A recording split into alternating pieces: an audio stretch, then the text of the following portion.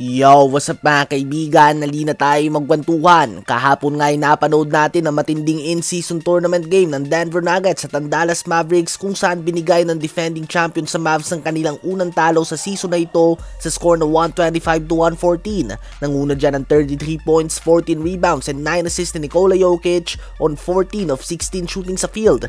24 points, 9 rebounds din si Michael Porter Jr. 18 points, 8 rebounds and 6 assists si Aaron Gordon at 18 points, 13 assists si Jamal Murray. Sa Mavs naman ay 34 points, 10 rebounds and 8 assists si Luka Doncic, ngunit may kasama nga itong 9 turnovers at 22 points, 7 assists din ang ambag ni Kyrie Irving. Nang matanong nga si Nikola Jokic kung ano ba ang gusto niya sa laro ni Doncic, ang sinabi lang nito ay ang gusto niya nga daw dito ay kaya niya itong talunin at pagtripan. Obviously ay pa-joke lang nga ito dahil very close nga silang dalawa off the court. Ganun pa man ay pa-joke nga ito, ngunit posibleng may katotohanan nga ito mga kaibigan. As of today, pwede nating sabihin na sila ang dalawang pinakamagaling sa buong NBA, lalo na with Giannis and the Bucks struggling.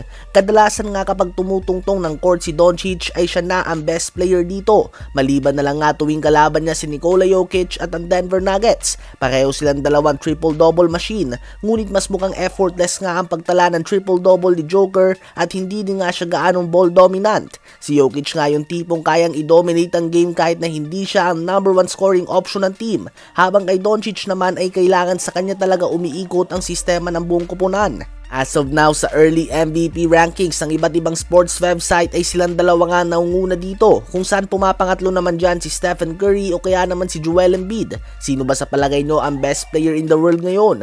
At nasa usapan lang din naman tayo ni Jokic, panalo ulit kanina ang Denver Nuggets kontra sa Chicago Bulls at nagtala na naman si Jokic ng 28 points, 16 rebounds, 9 assists and 3 steals on 9 of 16 shooting sa field.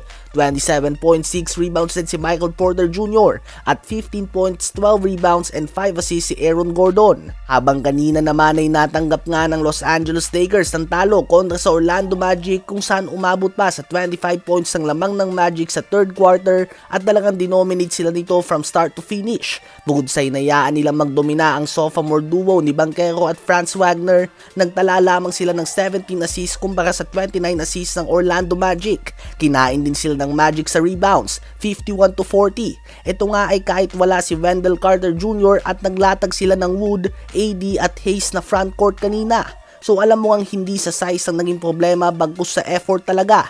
Natalo sila na 19 points ang lamang ng Magic at 36-15 ang pinagkaiba sa second chance points in favor of Magic. So obvious na nga kung ano ang dahilan kung bakit tatalo ang Lakers, na out-rebound nga sila at tinalo sa sipag. Sa post-game interview ni Coach Darvin Ham ay tinira niya nga mga players ng Lakers na kailangan nga daw nito na gustuhin na makuha ang bola. Wala nga daw siyang magagawang play para makuha ang rebound. Hindi nga daw siya pwedeng maglagay ng isa pang player sa court. Kailangan umano ng mga players niya na magbigay ng effort. Ang next game ng Lakers ay kontra sa Houston Rockets. Ano ba ang masasabi nyo tungkol dito?